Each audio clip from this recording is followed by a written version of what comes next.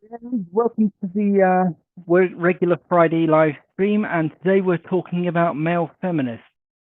Now, this is inspired by the dubious Michael Flood, who I have met on Twitter just a few times, and he has some very, very interesting ideas about evidence.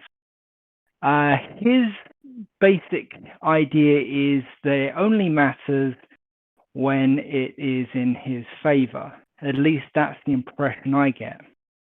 Now, he's an interesting character because he does acknowledge that male victims of domestic violence exist, and he claims to have set up a service for them, although he hasn't actually named it, and I haven't been able to track it down yet.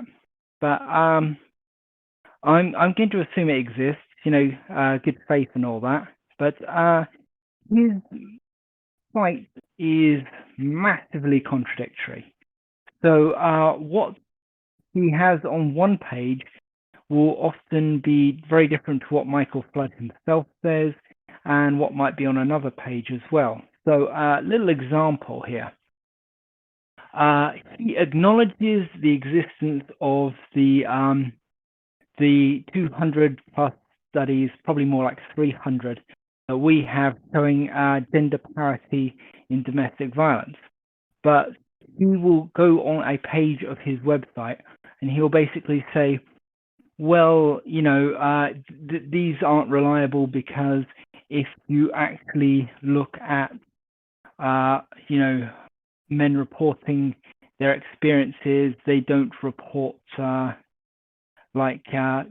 they don't say it's as bad as all that. You're just counting how many times the man was hit compared to how many times the woman was hit. And he's saying this is an equivalence, and it's so it's not as bad as women do it. But then on another page of his website, he'll turn around and he'll say, well, actually, men aren't hit at all, really. It's an extreme minority, and women do less damage because they're not as strong and stuff like that. This ignores women will use weapons and women will use other people to deal damage. They also use a lot of emotional violence. So a woman's attack on a man might be to try and drive him to suicide rather than to hit him. But that doesn't mean that women don't hit men. Women hit men at least as much as men hit women. And we do have studies showing that they actually hit men a lot more than men hit women, in general. And so it's kind of very disingenuous of Michael Flood to say these things. And he's, generally speaking, a very disingenuous person, like all around. And I have noticed that the way he talks is pretty much like a politician. He's very much into the kind of, talk very politely and then sting you with something nasty tactic. So he'll be very pleasant up until a point, and then he will make some sort of comment designed to undermine your confidence. So he can be pretty unpleasant if you if you spend enough time debating him. But he does generally come across as someone who is quite reasonable until you dig into what he's actually saying. But Michael Flood is hardly the only male feminist that we have to deal with. There are also people like Kimmel, and there are people like there's quite a few, to be honest. Most of them don't really seem to have names, but we've all run into them. And a lot of it we need to acknowledge is due to upbringing and like the environment that they were in at college.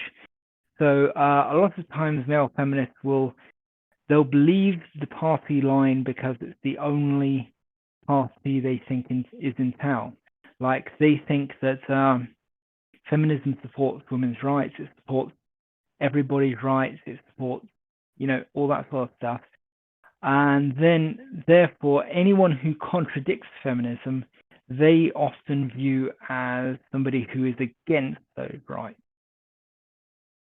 And so we have to realize that there is a political PR battle going on there, and that a lot of them actually do believe the party line that it's about equality and things like that. We do have an example of somebody who used to be a feminist on our website talking about how they were just brought up to believe that it was just the status quo was feminism, and it was just like it's all about equality. It's the only way to equality. And so even if there are bits of it that are bad, you have to follow along with it in order to get to equality. And anyone who fights against it, obviously, is an enemy of equality. It's this kind of rigid tribal thinking that really defines a lot of group struggles generally, but it defines feminism in the sense that it defines them as an enemy of men because they view men as oppressors and so on and so forth. And it is kind of horrifying to see how male feminists will agree with this wholeheartedly. And honestly, it is hard to tell a lot of the time if they're being honest or not. The tendency is to assume they're not being honest, but we need to at least give them the benefit of the good faith sort of they're probably well-meaning but misguided before we assume that they're being malevolent. And I think that Michael Flood and Kimmel are more along the lines of the malevolent, because even if they come across evidence that they are wrong, they have to explain it away because their entire careers are based on feminism. They are making money out of it. Michael Flood does lectures, so does Kimmel. It's all a part of it. Warren Farrell actually used to be a feminist, and he talked about how he could have made a hell of a lot of money if he was less scrupulous about noticing how women's violence and all these sorts of things were equal in part to men.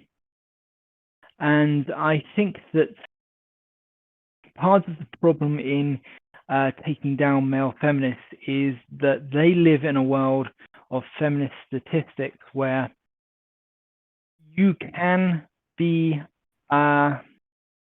fulfilled by what their statistics. You can look at their stats and say, yeah, there's hard data to support this position. It's all as they say it is. And so it's not just an emotional level thing. So it's if you're a more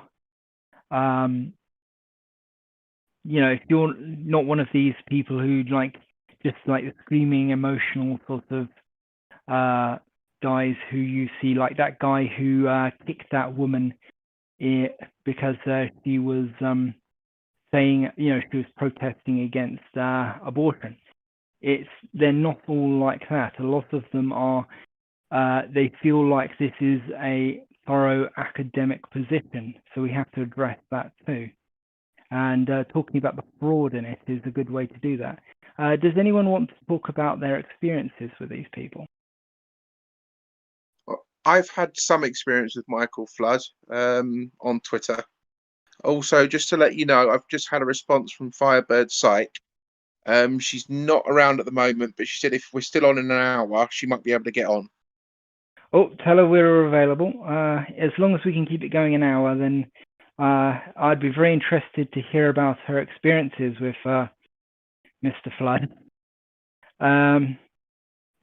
There's vast Twitter threads of her really going at him, particularly over domestic violence, which is obviously her real specialty. Yeah, I would like to see those if somebody can post them. It's quite interesting how we've got a male feminist, attacking men's, domestic violence stuff, who claims to run a male domestic violence service, and then on the other hand, we've got a woman who is attacking this man for not supporting. It's quite an interesting little. It feels like a role reversal, really. Well, I mean, maybe we should just explain who Firebird Psych is for those that aren't aware. Go on. Firebird Psych is a lady by the name of Deborah Powney. She is an academic and a researcher who specialises in male victims of domestic violence. Before the pandemic hit, she was running a recovery scheme where she would take male victims out in the local area where she lives for sort of physical therapy rather than sitting down in a chair talking about the issues that she's faced. She's done an awful lot of research and data gathering on male victims of domestic violence. In fact, that was going on not long after I first joined the server, and I actually promoted that through my Twitter and on the server here. So yeah, and she has really gone after Michael Flood because I think she does believe that he is the most dangerous kind of male feminist, which is the malevolent one, and the one that is probably most likely to actually get Me Too'd, as has happened when all that kicked off. Yeah, Kemmel did get Me Too, didn't he? I think he's still around, though. I don't think he's actually lost very much because of that, interestingly. But yeah, Michael Flood is the sort of guy who could very well get Me Too'd at some point. I mean, I do like that you say he's the most dangerous kind, because he kind of is. He's not one of those crazies you can dismiss. He seems very reasoned. He seems very educated. I think he is very educated. He seems reasonable. He seems nice, but he's not an honest person. He's basically still, as I say in the image, which is the thumbnail for this video. He's disingenuous in ways that you have to look very closely to spot. You have to know what's actually going on in like the academia to understand just how bad he is. I think Firebird Psych is probably one of the best placed people to talk about him. So we probably should move on from him, and then Firebird Psych can basically barrage us with screenshots and explanations and things like that when they get on here. More generally, go on. I was going to say we should probably maybe talk about male feminists and their history with Me Too. I mean, when you look at the people that were initially caught up in all that, so the Harvey Weinsteins of this world, as we said, Michael Kimmel, all of them self-identified as male feminists. Well, yeah, there is a certain truth in the idea that male feminists are just in it for the ladies, as it were. There are, I think, multiple motivations, and we should not get trapped into the idea that there is one single overriding kind of male feminist or motivation to become one.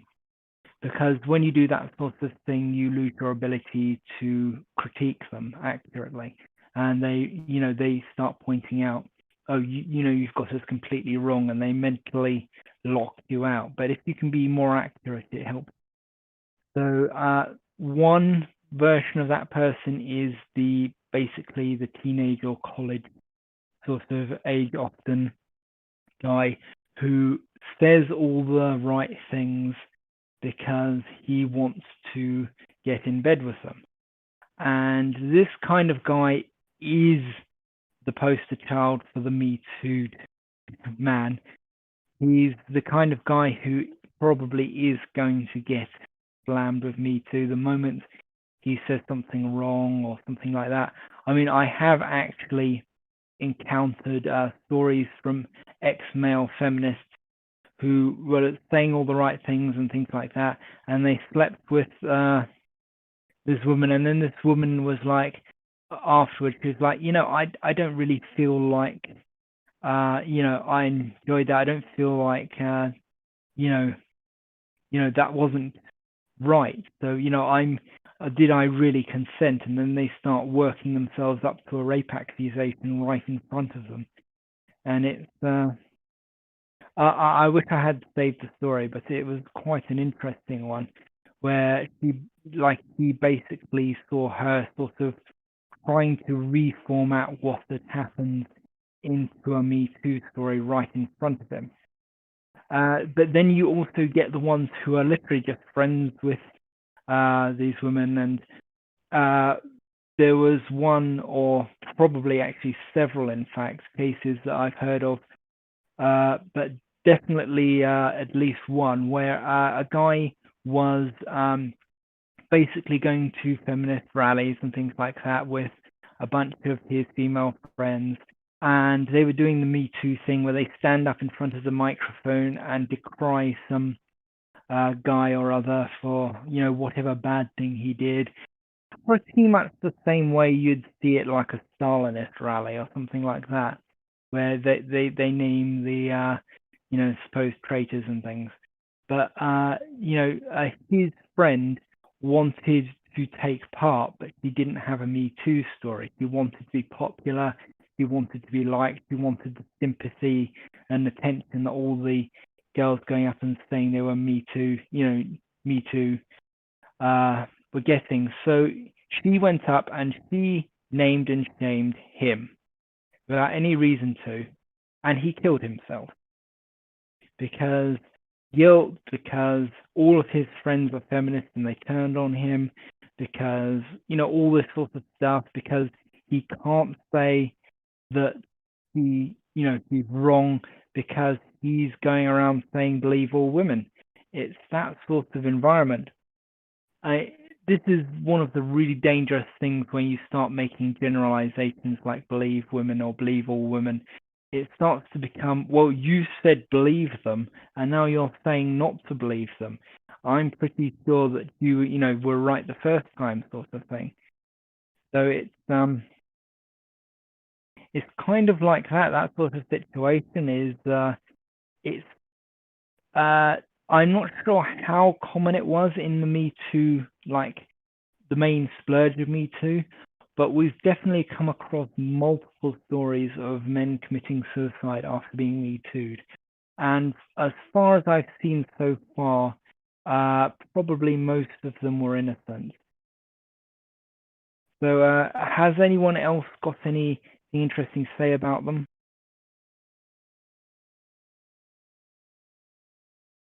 There's Kathy, also have you been go on. yeah, there's also been stories of sort of the male feminist types, or the ones who sort of toe the feminist party line, as it were, that have been caught up in stuff like domestic violence accusations. I can't remember the guy's name, but there's a journal or TV presenter out in Australia who was very recently accused of domestic violence, and he said no, it's not true. His ex-partner was the primary perpetrator. There was a journalist working for Vice India who he did a piece on the men's rights movement in India, funny enough, which Carl Benjamin covered, Messages for Men, and then Carl turned around and said it's only a matter of time, and then it came out not long after that the guy had actually been Me Too'd. Yeah, there is a lot of this. It's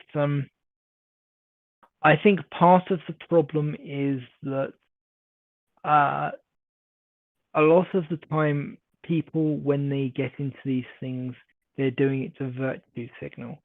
So the loudest voices are often the least sure of their own position. They're the ones who are they're yelling louder to cover up their own doubts and to cover up anything they may have done.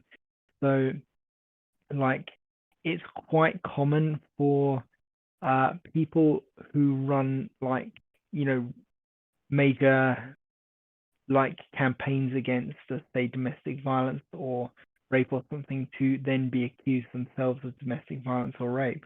I mean, there's the whole thing with the feminist uh,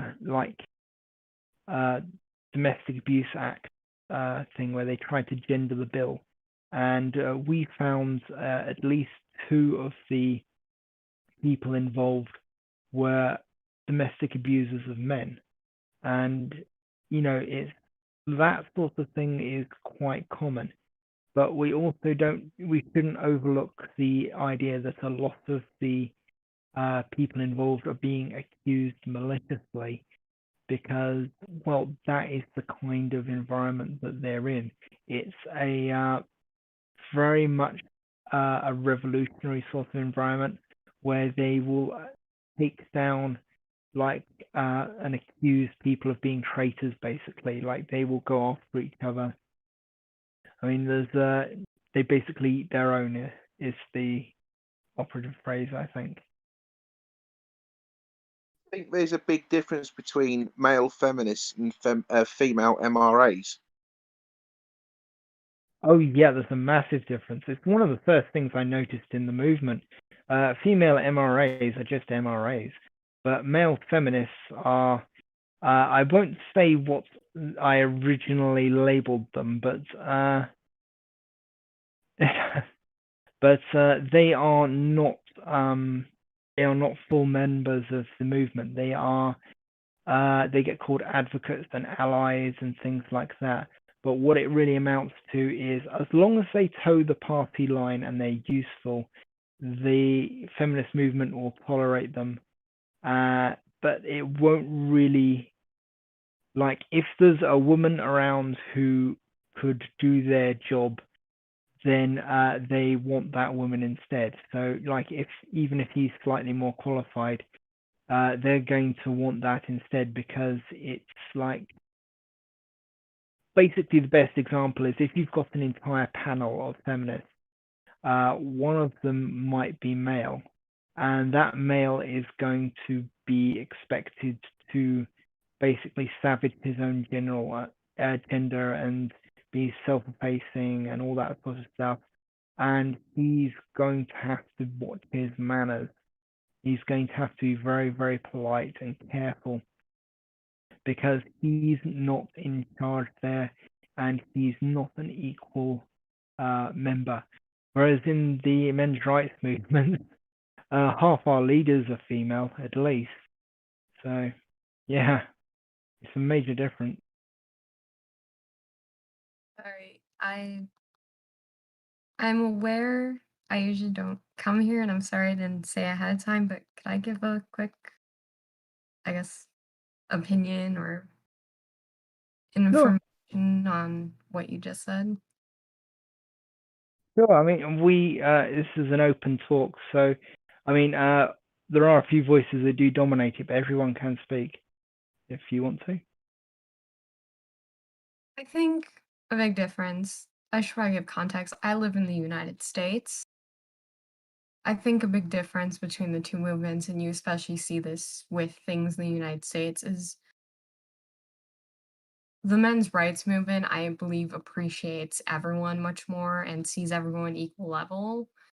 Um, and I think a lot of them understand, I guess, in a way put it, sort of like true equality.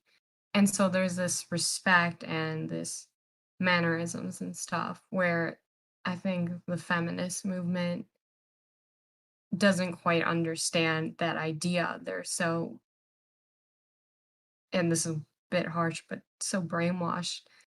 And so, in any way they want to put a woman, and even if the person is in a higher position, recently we have an act here called VAWA, the Violence Against Women's Act, and its renewal was in the course of happening. And after it was passed in the House, suddenly false allegations against the governor of New York started popping up.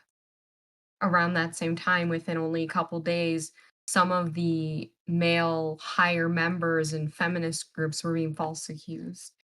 And I think it's one of those things where in the feminist movement, they believe everything is replaceable, even country leaders and governors. Once they're used, they throw them away. That's sort of their attitude towards it. The men's rights movement respects everyone equally, lets everyone help, has a level of understands everyone's sort of human, and that you can't just hate and replace. Put it nicely. That's very well put, and thank you. I'm glad that that's been your experience in the movement. We do try as hard as we can to stomp out any kind of sexism and racism and so on in the movement. It just has, it's supposed to be an equality movement, so it just has no place in it. At least that's what I believe. But obviously there probably are fringes where you get like MRAs who do act like feminists. I have run into one or two, but they wouldn't last very long here because we really don't like that sort of stuff. Has anyone got any experiences of like, have you been to a feminist rally or anything like that, or seen anything like that before? Or, I mean, does anyone remember like the male feminists in the red pill and how they acted, which was quite strangely, actually.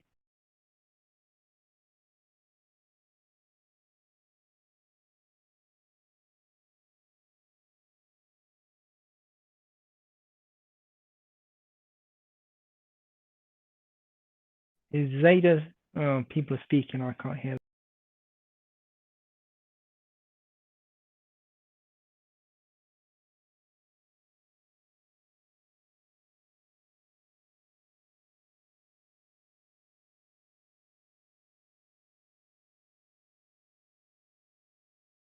I was just going to say that the male feminists in the Red Pill movie were just bizarre.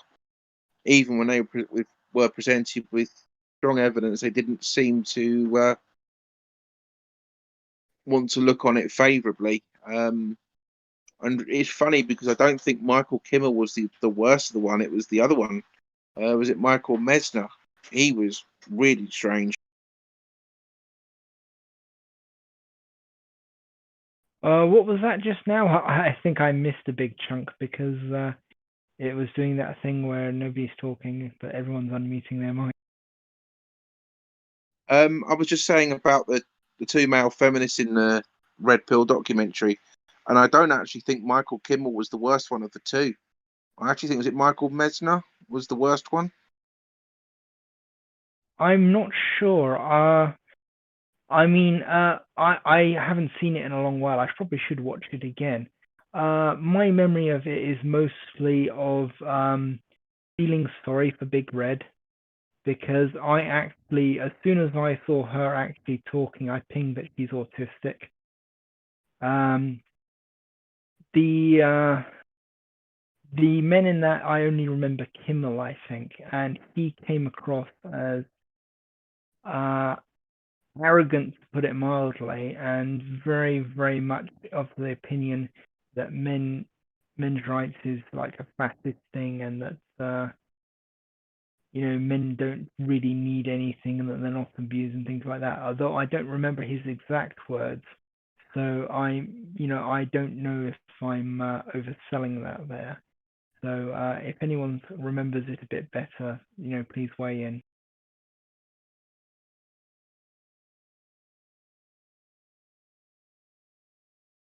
Oh, I always thought Big Red had a very severe mental illness, and I'm glad she's sort of withdrawn from public life so she can at least go and get herself sorted.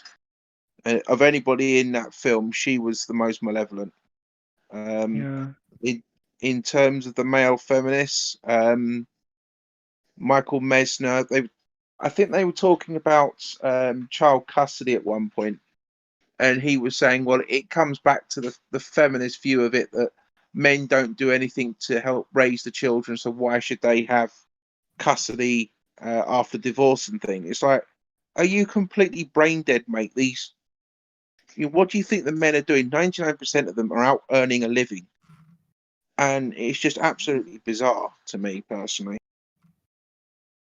Yeah, it's I went into that film thinking that Big Red was going to basically end up being some sort of like monster. But then I sort of listened to her talking normally, and it is very, very clear that she's autistic.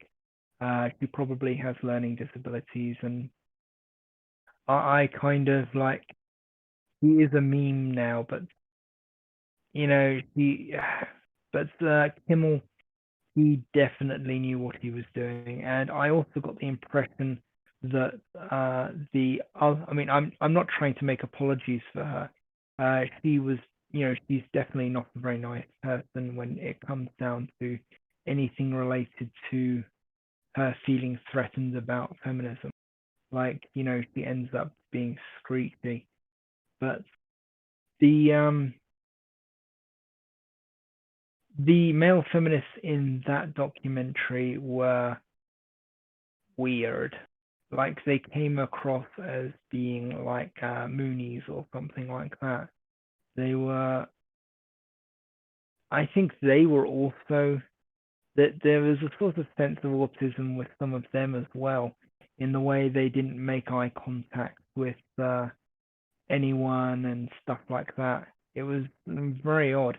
But then again, you have to realize that documentaries tend to pick the most interesting and weirdest things to focus on rather than focusing on like the normal sort of everyday. And the normal everyday is probably a guy who doesn't really so much think about it and isn't really sort of they just go along with it.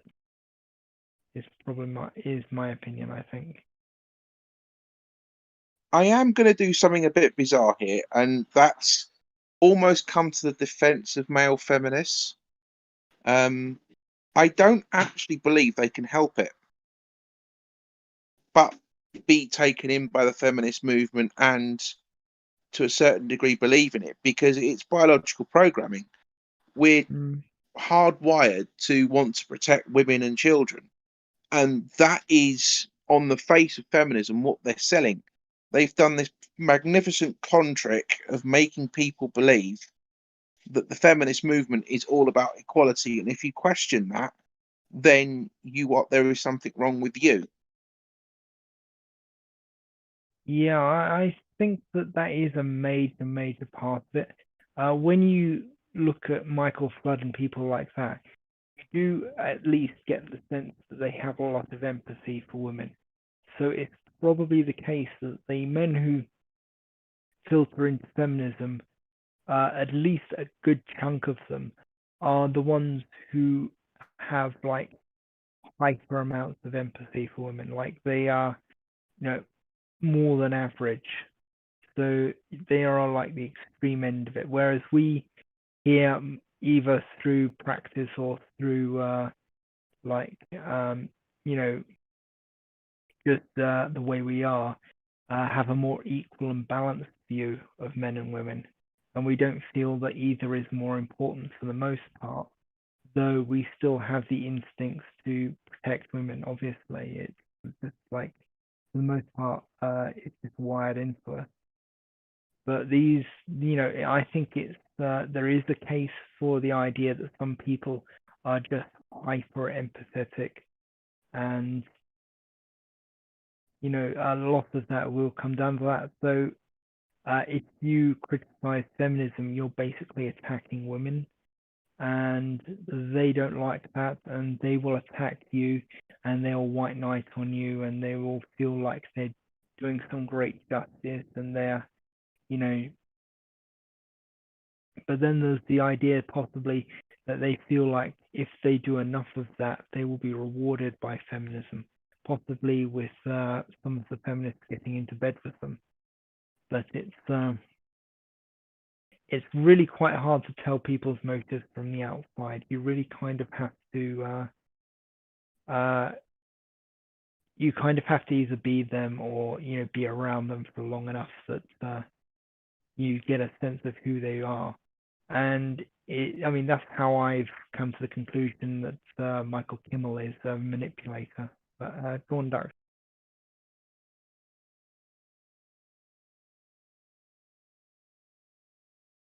I mean, and obviously you aren't saying it's only because they want to get higher in life, I guess, through like maybe sleeping with some of the women. I think it's also feminism. God, I can't believe I'm going to say this. Sort of rules the world today. Mm. I don't like saying that. But in the fact that it's integrated into so much of life nowadays, whether it be career policy, policies at the workplace, when they're looking for a person for a career, they look at gender now a lot more. In schools, it's a huge thing. Although people would like to say schools are still separated from political and social views, it truly really isn't. It's quite the opposite, honestly. Um, I went to school and we had a male feminist for a teacher, and honestly, it seemed like a main part of it was so he could get a bit of a promotion if he kept being feminist, because there were so many female advisors and female vice principals and whatnot. It's sort of become a situation where, at least in the United States, you've gotten to the point where to succeed in life, you have to please them extremely. And even then, please isn't ever enough, it seems. Yeah, I think that is part of it. I mean, like I said, there's an entire range of motives, and some of them play into each other, and I don't think that all of them are malicious by any means. I do think some of them get off on the idea of protecting women, like that famous example of that guy who actually, actually, that might not be a good example, but it was the guy who went nuts and roundhouse kicked this woman for like protesting abortion, and he had this sort of, it was like he was protecting women from this other woman. It's probably not a good example, but you do see the sort of hypocrisy in there as well. There are quite a few of them are major hypocrites. Like it's like when you get into the like the critical race theory, you find out a lot of them are really racist, but they have like pretty dire opinions of black people in the movement, from what I've heard. Yeah. Kathleen, you've been very quiet. Have you had any experiences with them? I think a lot of the experiences I've had are with men who don't really know exactly what the movement is. They just think the only right acceptable thing to say is that they support feminism. I haven't had too much experience with the really loud, crazy ones. Yeah. I mean, there was it was quite interesting, that little period a little while ago where those "This is what a feminist looks like" T-shirts were all the rage, and Obama was wearing one, and Benedict Cumberbatch was wearing one. He had that photo that we've got up in announcements if anyone wants to see. I could just post it here actually. But yeah, it was kind of an object lesson in how things can become political, and how things can be sort of very, like people can jump on a bandwagon. Obviously, Yep. I've tweaked that photo slightly, but Have you all seen the recent interview with Terry Irwin, Steve Irwin's wife, about her children and the Australian Zoo moving forward. And she said the reason she's most proud of her son, who looks exactly like Steve Irwin, talks exactly like him, she's most proud of him because he is a feminist. Oh, yeah, that's kind of painful. Yeah, I was like, well, why is this being shoehorned into this article about, alligators? Like, I was not expecting it, and it, cropped up in the middle end of the article. That's annoying because he seemed like a nice kid, and I was hoping that in a couple of years we'd suddenly have Steve Irwin too. But yeah, now I'm suddenly wondering if he's going to be like talking about feminism while sticking his hand in alligators. No idea, but I mean, it was kind of a letdown because Steve Irwin was like just such an icon from my childhood, and then I'm reading this article, and it was really exciting to see him because he's like little Steve Irwin, and then they're like, well, I'm most proud of him because he's a feminist. It's a little bit of a letdown. Yeah, it is a shame though that we didn't get like a Steve Irwin and his son movie where his son pretends to be like a young Steve Irwin or something.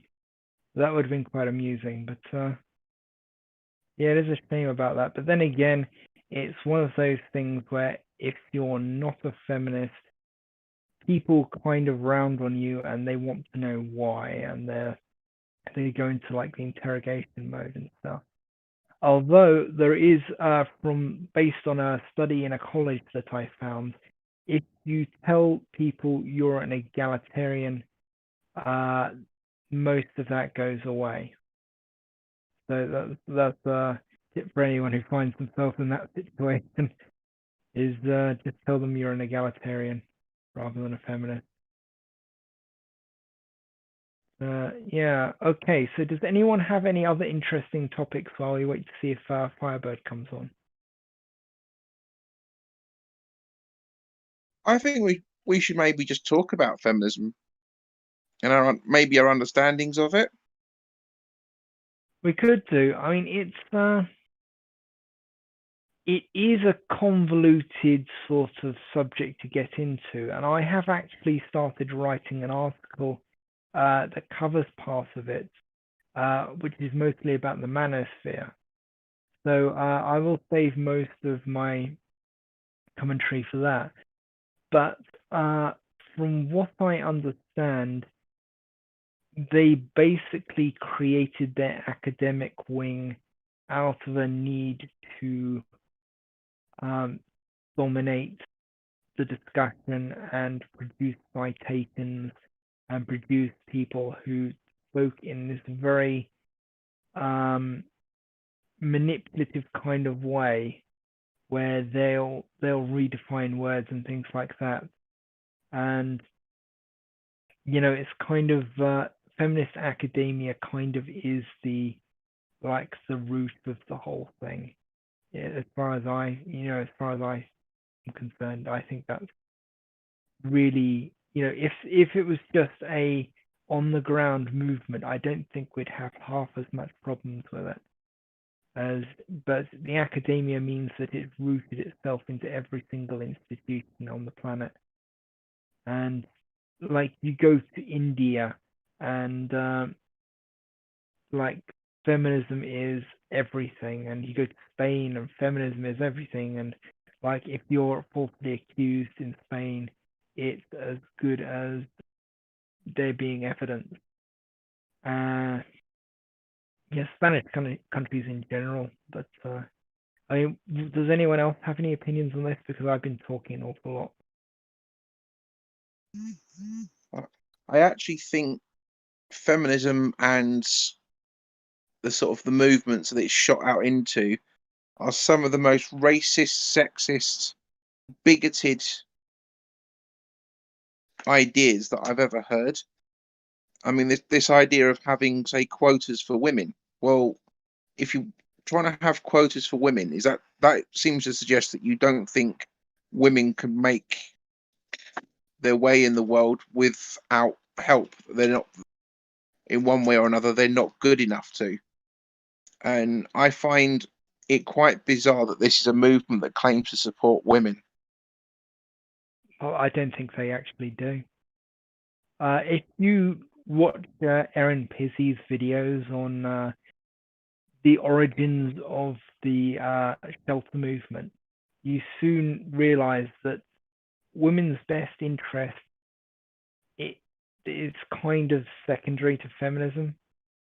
Like the entire drive for abortion on its own is a very interesting topic to get into, in the ways that it was pushed by like the magazines, and they were told to push it even though most feminists weren't on board with it, and they are actually anti-abortion at the time. Then there's the like the domestic violence thing with the Duluth model and stuff like that, and they basically there's a book now that's completely gone under the radar, but it's by the creator of the Duluth model, and it's a confessional. It's them explaining that they weren't just wrong, they were fraudulent. They saw what they wanted to see and things like that. But the Duluth model is still the feminist model, and it's still like it's grown wings of its own, and its creators can't actually stop it now. It's it's the system where they say men are abusers because they want power, and women are their victims, and women can't do anything about it. And I think the Duluth model is slowly being subsumed by Duluth model 2.0, which I'd hesitate to say that it acknowledges male victims. It's still very gendered and that, and it's still the thing that they are using, but it's gone off the power control wheel sort of quite a bit, and it seems to be gaining a little bit of nuance at least. Does anyone else have any thoughts on that?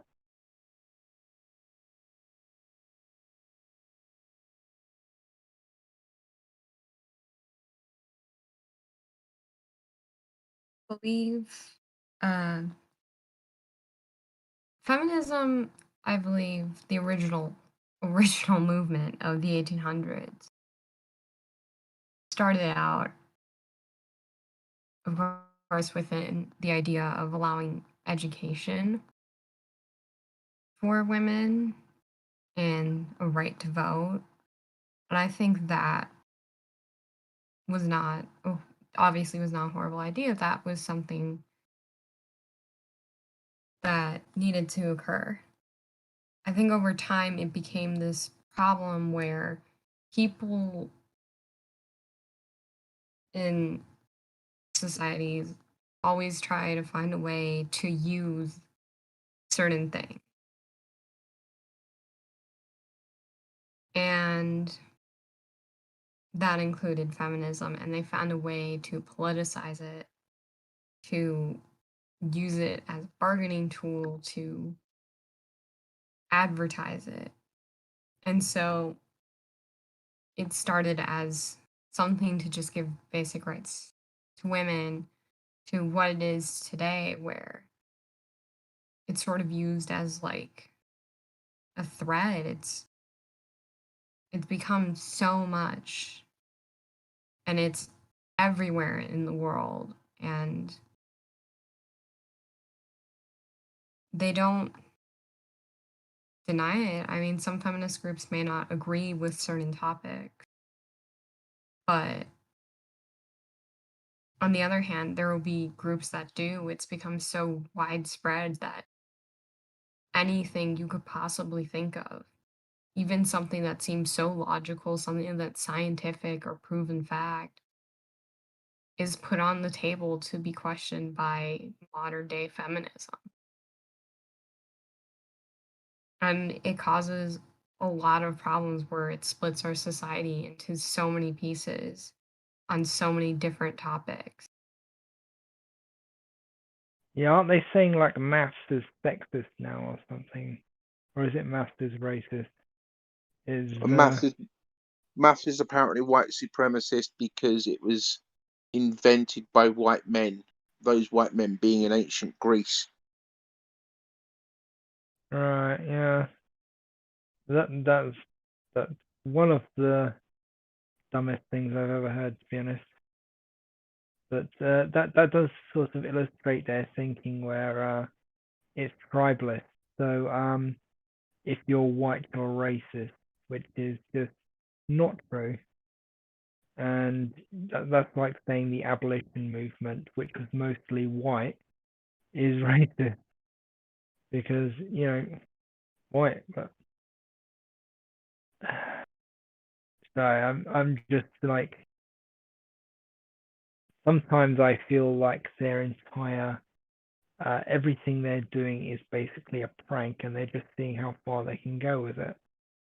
But the level of seriousness with which they approach it is crazy to me, to be honest. Especially when they're doing actual harm to both men and women. Like they're making women incredibly anxious by basically saying that all men could rape you at any moment. And I've seen what this does to women on like subreddits, feminist subreddits, where they're just incredibly anxious about men in general, and that they're terrified that a man's going to jump out of the woodwork and rape them or murder them or something like that, and they get really, really, really upset about it if you try and talk them down. Have you all seen the YouTube commercials for that thing called Birdie? It's like a little alarm that you unclip if somebody like tries to get you on the street. No, I haven't, but I have seen like rape whistles and buttons and things like that. So it's very similar to that. And like some of the commercials, it's all like, it's a guy like, this just saved my girlfriend last night. I get it for all the women in my life, keep them safe. And it's like a personal alarm. But it was very, very much geared towards women and how unsafe women are in the street. I can actually try to find the video and link it. I do actually have something like that I bought as an electronic thing that was basically, I thought it would make a very good prank.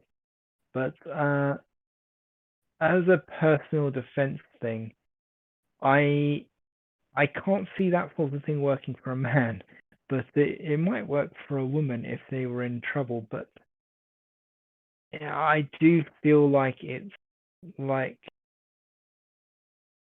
I don't think it's a particularly good idea. If you live in America, getting yourself a little gun would probably be a lot more helpful. It's just something you can hide about your person that they but it does speak to the level of anxiety. And have you seen those special car parks and special like train carriages and special segregated areas for women that they're trying to implement now that are like dark-sided you? I might be wrong. I think I know what you're talking about. I think I saw an article and it said in Germany they're now going to make spaces right next to a bunch of malls and stores where it's reserved for women only. So they have less of a chance of getting raped or harassed. Yeah, they do that in Germany, China, I think, and Japan might do that as well. I've seen a few of those.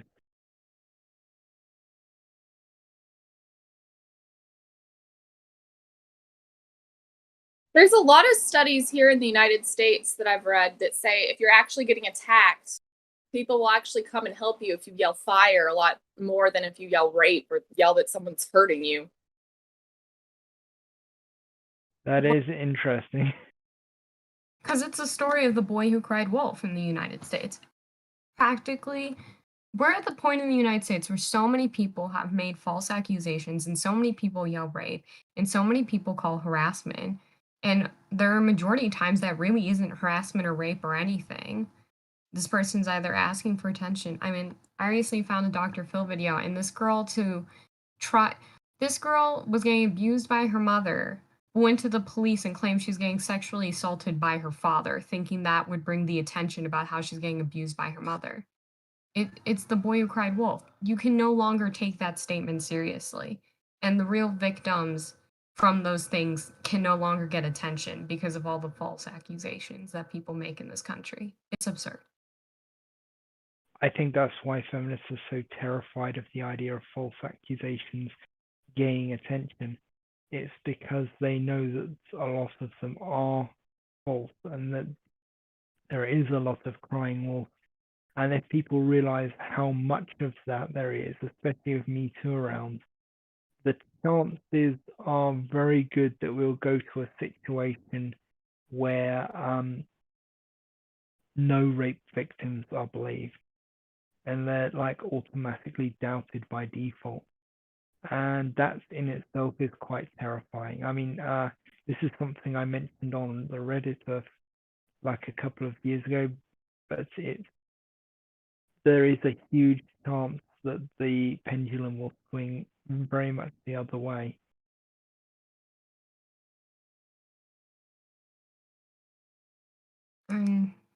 This is going to sound absolutely crazy. I'm not even sure how accurate those commercials you were talking about earlier for whistles and things are with their information about attacks on women by men. I mean, I live in the United States. I'm more terrified of being attacked by a woman than a man. Because it constantly seems to happen more. If you go to a modern day school, whether it's a university or a high school or middle school, a majority of attacks towards people are more from women than they are from men. Really? That's quite interesting. Yeah, it's absurd how many attacks from women actually. I mean, and you can't do anything unless you're another woman, and even then, you practically can't attack back, and as a guy, it's even worse. I mean, if a woman attacks you, a lot of people might not do anything about it, which happens most of the time. And then when you try to call for help, they ask you, if you're a man, they ask you if you did it first, if you attacked her first. Yeah, that does sound an awful lot like the stories I've been hearing. That I have heard of like women randomly kicking guys in the nuts in America. I don't know if it happens in the UK, but just like randomly. I mean, it's something that's happened to me, but I don't know how common it is in the UK. But in America, it seems to be like a thing. Yeah. My family, we had a family friend recently. He was on his way to work, and it was like a couple months ago, and he asked this woman very kindly if she could move up to follow COVID regulations. She quite literally tried to beat him up. She scratched him, she hit him, and then she wondered why she got hit in the head with a cane when he was trying to protect himself. Yeah, there is this interesting sort of disconnect between women being violent and consequences. Like we've seen a couple of videos on here now of women going absolutely mental on a guy, and then people stepping in to make sure he doesn't do anything back to her. Like even him walking away is seen almost as an aggressive act. It's quite strange. I'll see if I can dig out one of them at some point and post it on here. In the United States, there's almost a little too much of a culture of fear. I can genuinely say, I mean, I'm 28 years old. I don't think I've ever really been afraid someone else is going to hurt me. Like, I don't think I've ever been truly afraid I'm going to get attacked or, somebody, except possibly when people get mad in a car. Like, you think maybe they're going to, like, come at you with their car while you're in a car. I've seen people get kind of mad, but I've never actually been afraid of, like, someone hitting me or someone grabbing me. Like, I've never been genuinely afraid. I think maybe that's just naive of me, but I think some of that is just an overblown culture of fear. Can I just ask, what part of the United States are you from? I'm not trying to be rude. Oh no, it's fine. I grew up in Kentucky. I spent a lot of time in Florida. Right now I'm in Michigan. Oh, that makes sense. Girl, I'm from Chicago. That's why. Okay, yeah, maybe that's a little different then.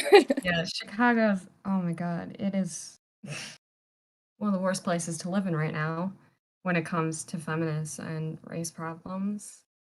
I mean, the support for the feminists over here is so horrifically high.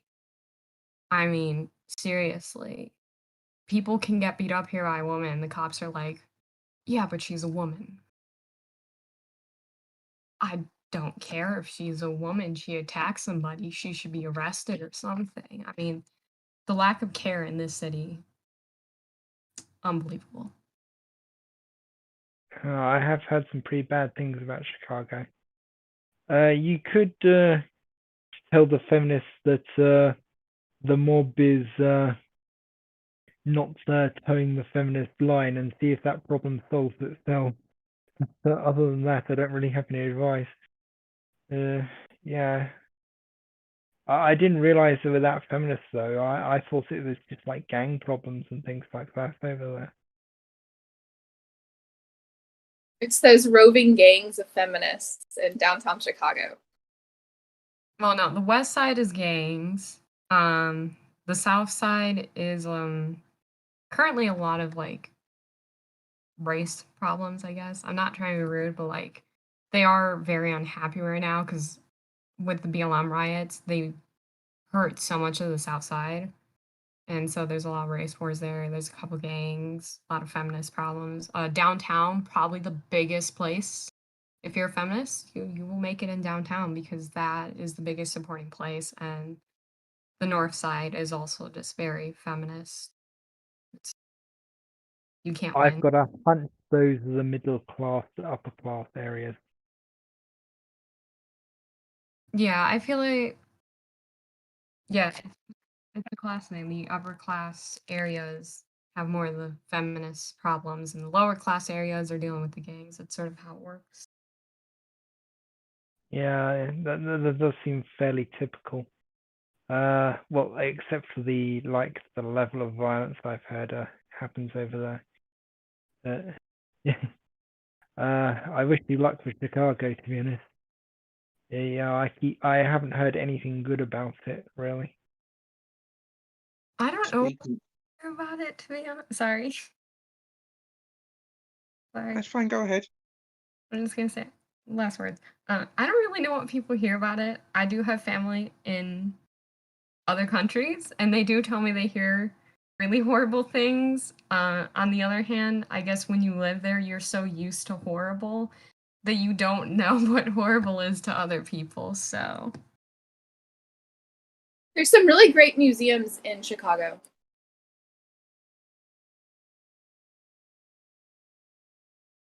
I was just going to say, speaking of the trouble in Chicago, one of the members of the Honey Badgers recently moved out of the area. I can't remember where he's gone now, but he left Chicago because of the state it was getting itself into.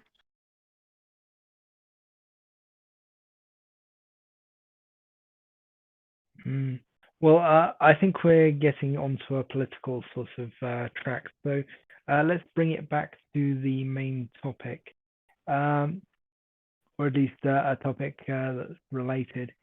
Does anyone have any thing they'd like to say that's particularly related to men's rights or equality or anything like that?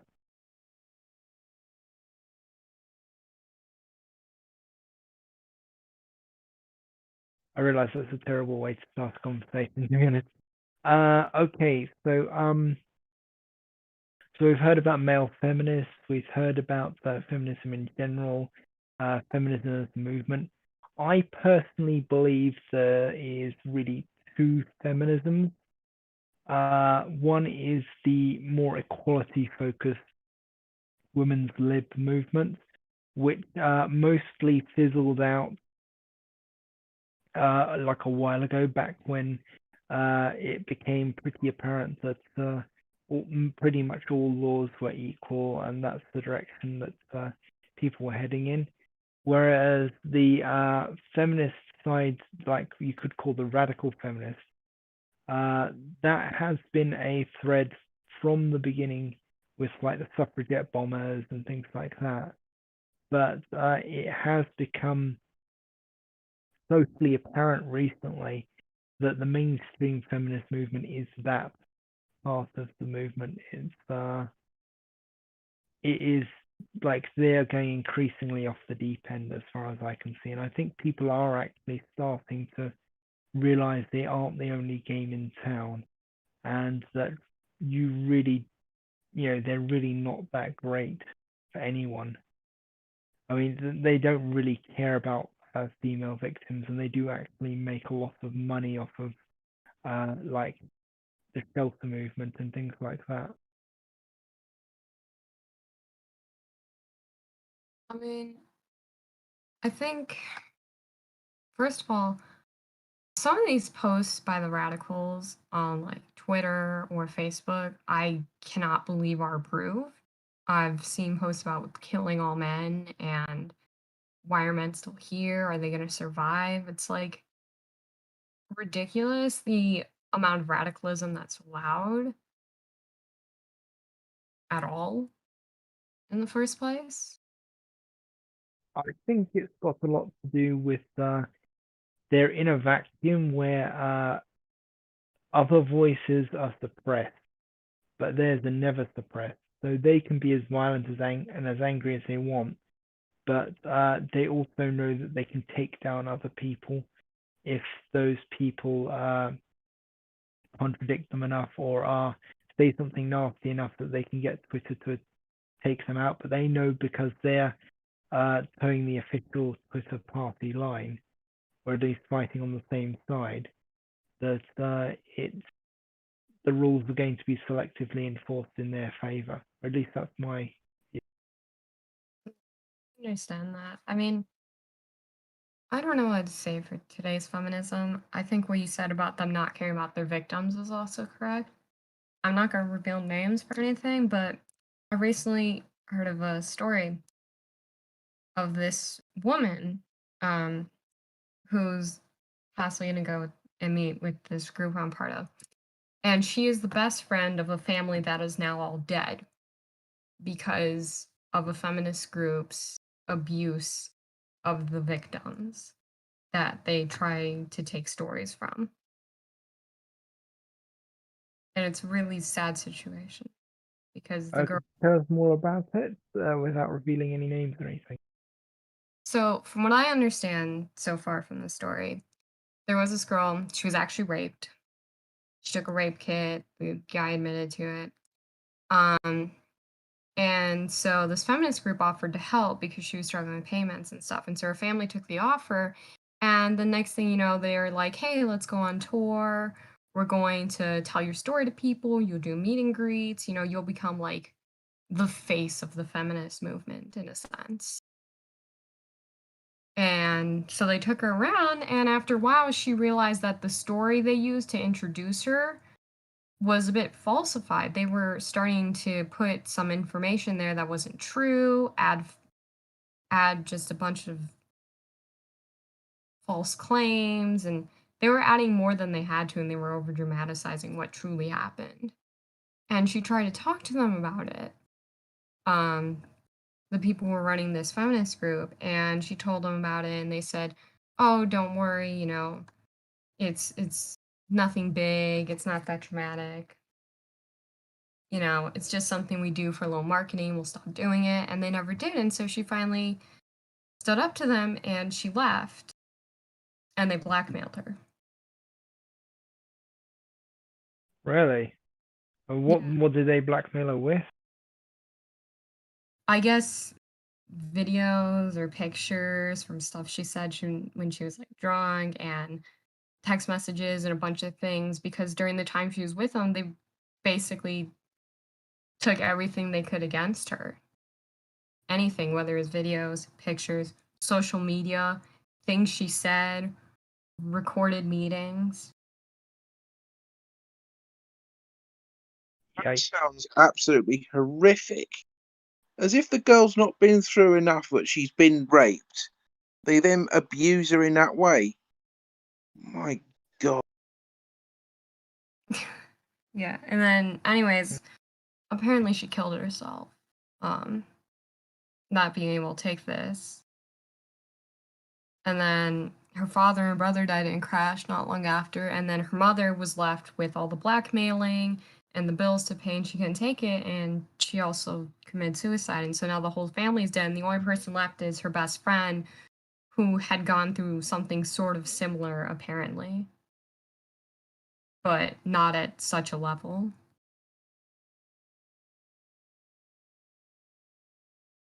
Damn, that's a hell of a thing. How evil do you have to be to like use and then blackmail a rape victim? Like somebody who you actually know is a legitimate rape victim, and you know their story well enough to know just how traumatized they are. That's kind of low. Well, I guess we know the level of evil you have to be, and we'll just call it feminist. Well, you won't catch us doing that on here. In fact, we tried to set up a self-destructing app, but it didn't really work because people didn't understand it. But yeah.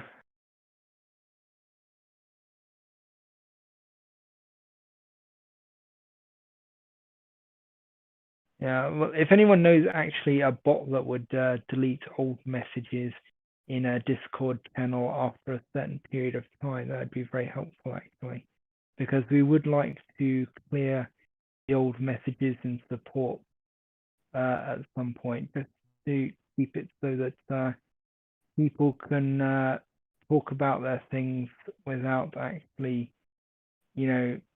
us having a hard record of it that people can then poke through.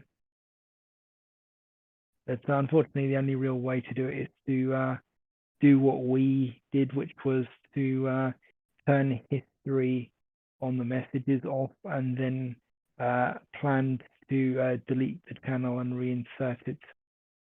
But that's what the rant channel is at the moment. At least it was what it was supposed to be. Sorry. Okay, so I don't really know where to go from there. Sorry, that's just such a horrible story. Yeah, What's that? that was Is the total. speaker still going to be able to make it? Sorry, I didn't mean to talk over you. Is the speaker today? See if you can do that again. The speaker that we were talking about earlier, Firebrand or whatever their name was, are they going to be able to make it? Yeah, Met and Painter would know better. She did ask if we'd be around sort of this time, and I have sent her an invite. Just give me 2 seconds, I'll check my messenger. Perfect, thanks.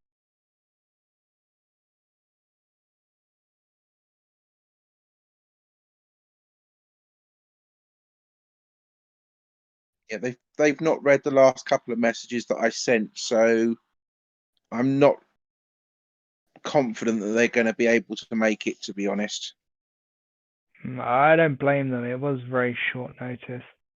If they'd like, we can schedule another conversation next week. We can give them an hour or something, or the whole thing if they want. I mean, it depends how much they've got to say. I'm assuming a lot because Michael Flood's a bit of a, but yeah. Okay, so Firebird probably not going to turn up, but we'll try and keep this going for another 20, 30 minutes, see if they can arrive. Does anyone else have anything to say? Because I'm particularly tired at the moment, so if somebody else could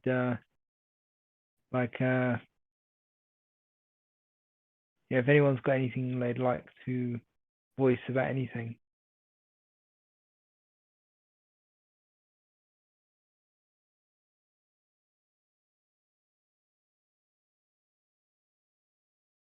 I don't know if maybe Kathleen or Dark have got anything they'd like to input.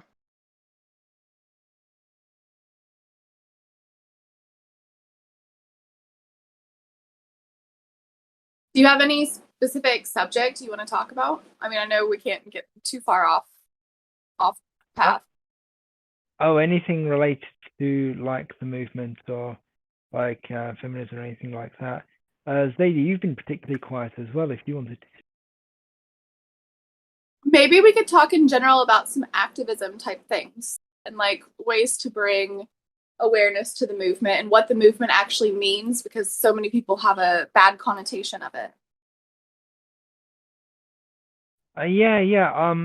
Zeta had actually a plan for that, like to do a post to rally support for like a huge push on International Men's Day, where we would put up stickers and flyers and things all around the world and take pictures of them and post them online and stuff. Well, actually, so it's a mutant version of Zeta and Blue Orange's plan. Excuse me, but yeah, I really do think we should do an activism push, because it's all well and good us talking in here about various things and people listening in on YouTube, but we really need to get out there, and especially now that COVID's ending, we've got to make a push for people to, for us to become more visually in the public eye and more mainstream. Is there anyone on this server that's particularly good at social media? I know I certainly am not, but I think that that's the way the world is right now. That's something that can really promote things. Blue is pretty good, but he also thinks he's getting rate limited by YouTube because of his topics.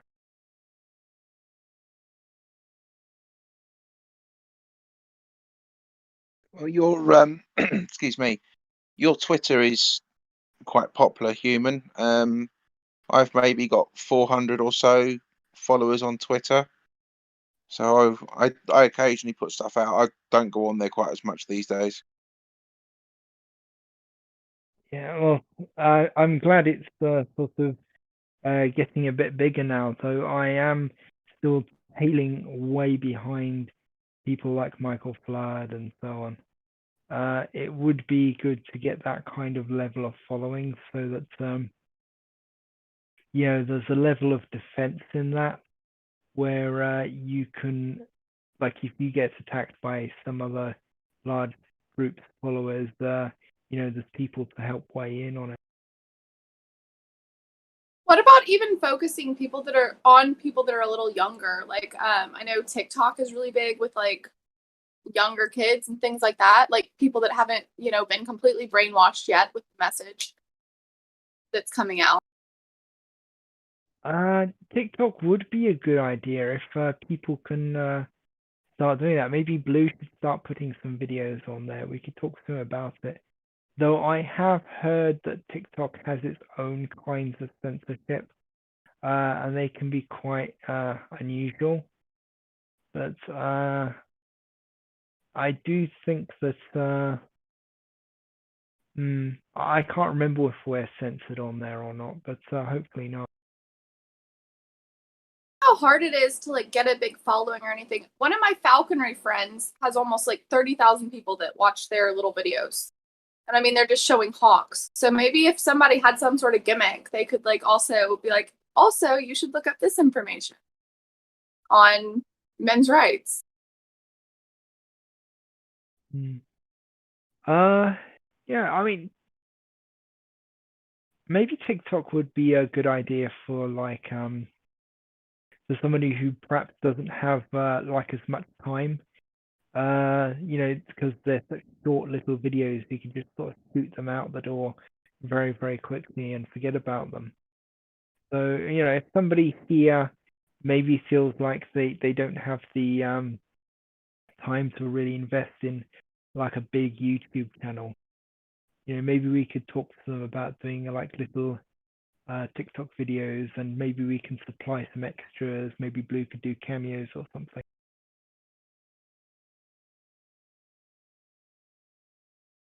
I think that right now there's just a really bad public image problem with like the name men's rights. Like people think it's an evil thing, you know?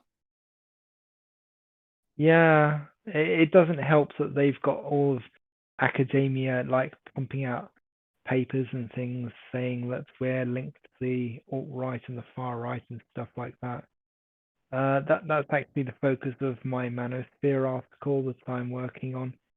I'm trying to get the Male Psychology Network to start doing papers debunking the Manosphere, which we can then cite on Wikipedia and other places to try and disrupt this monopoly on citations that they have, which is very, very dangerous because they've gone totally unquestioned and they're peer reviewing their own papers.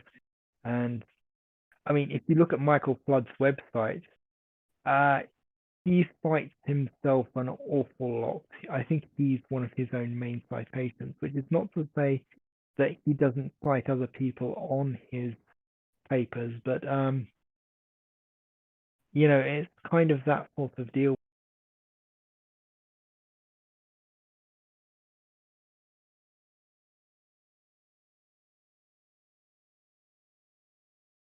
My only concern with aiming content at children is I don't like the idea of politicizing them or sort of radicalizing them as such if they're too young. I understand that completely also. I don't really think I meant children. I meant just like, because I'm 28 now, but the generation under me, I think they're actually a little more open-minded from what I've seen talking to them than some of the people my age that are very locked into, I have to say this because it's politically correct. I think some of them are a little tired of it. But not like children. I guess there are like children on TikTok, aren't there? I kind of just meant like older teens, younger 20s, just the generation under me. But I guess you would have to somehow avoid trying to target children because TikTok, I guess that is a lot of, are they kids?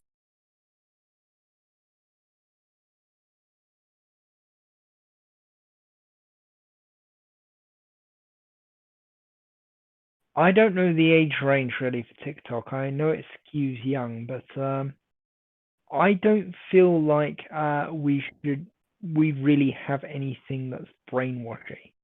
So it's like, I mean, obviously every movement thinks that, but we really just go, no, these are the stats, and we have some opinions that about like feminism and things like that. We don't think they're particularly good. Here's the history. Here's what they've done. Stuff like that.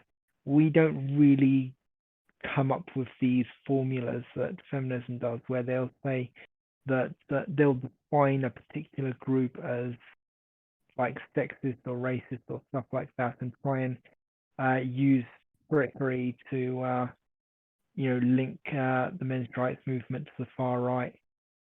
I mean, part of my Manosphere article is actually going to be me showing that you can actually link feminism to the far right, but that this is a stupid thing to do. It's you can make the case, but it's not a very good case. I was about to say there are links to early feminists in America and the KKK, but Very much so. tenuous. Yeah, but you have to realize that feminism, like they actually say, isn't a monolith. So it's like you can't say that if you are a feminist, you're associated with the far right because some feminists are far right. It's the Venn diagram fallacy. At least that's how I think of it, where you go people who like films, people who like sports, members of the National Socialist Party circa World War II, and like there's an interlock right in the middle there where they overlap, and you have Nazis. It's that kind of thing. It's like you can link anything to anything if you try hard enough. So it's we really shouldn't be trying to smear them, and we don't actually have to anyway. No, I think one thing we should try and do is maybe start getting into colleges and universities, and maybe late high school age people. I mean, that might be something we could try doing. Certainly, if Blue's plan to get the NCFM into the UK or further chapters in America, it might be something we can do. Yeah, I really like Blue's idea because NCFM, they really need to be they need some new blood, and they need to be updated, I think. Like at the moment I feel like they're a very good organization, but at the same time they really need to broaden their horizons, because at the moment they're they've done a lot of good work, like they're challenging the Supreme Court right now, from what I hear.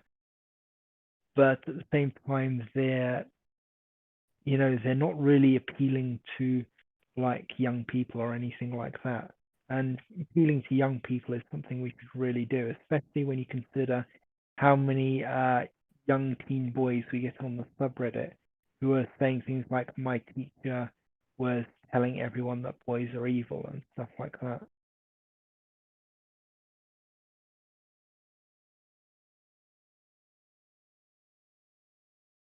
Darkshire, do you have any experience of that? Or Kathleen? I was just going to ask if we have any sort of poll up to see like kind of what the demographics are on this forum. We kind of do a little bit. If you look at the role request panel, it's not totally accurate, but people do pick their roles based on mostly on where they actually are in the world and stuff. I mean, some people do just pick every single role.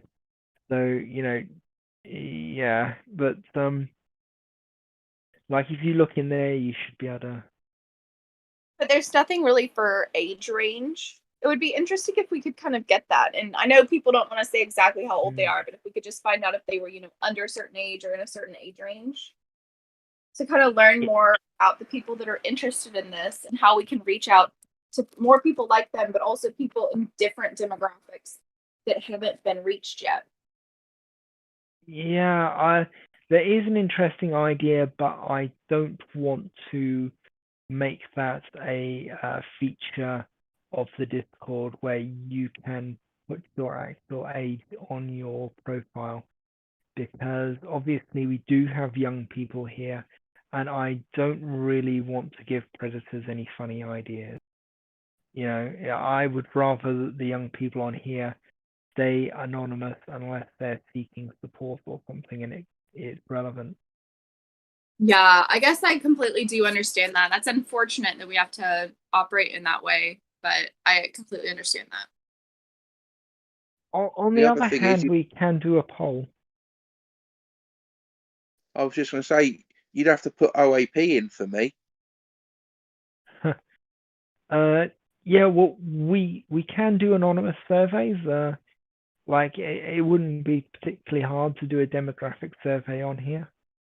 I do know somebody via email who has been working on different surveys that they tried out on me and on other people to try and they want to put them on the Reddit and things like that. But if we put like an anonymous survey up, I think that would be quite interesting.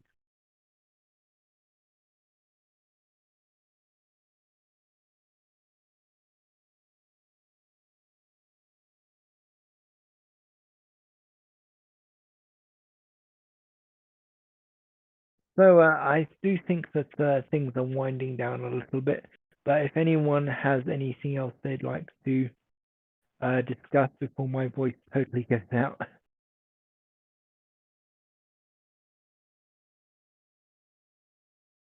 I think we're good, and I think we waited long enough for that person to show up. I'm sorry you're feeling so tired. Thanks for, sticking around so long. Yeah, it's fine. They can come around next week. It's not a big deal. I mean, consider it like a standing invite. If they listen in on YouTube. And Painter, if you could let them know about that as well, that would be good. I may Yeah, no contact problem. them myself as well at some point. But I do feel like one big thing we keep missing out on is networking. What Blue's doing right now is a pretty major sort of networking move as far as the Discord goes. I really think that we really need to create a larger organization, because at the moment our organizations are quite tiny. I mean, you compare them to like Now and things like that, who count their funding in the millions. It's yeah. All right then. If anyone else wants to say anything, I'll leave it open. But I'm going to be quiet for a little bit because my voice is new. I'll probably log off and let everyone go. It was really nice talking to you, though. Nice talking to all of you. And if thank you everyone who spoke today. And if anyone who wants to speak again, please do. I noticed that people who speak on here are often quite shy, but it's okay, and they generally become a lot more confident as they go along, and it does get an awful lot easier. We've been doing this for quite a while now, but when we first started out, it was incredibly awkward, and I'm glad we didn't record any of those ones. Yeah, I mean, I'm still quite awkward on here, but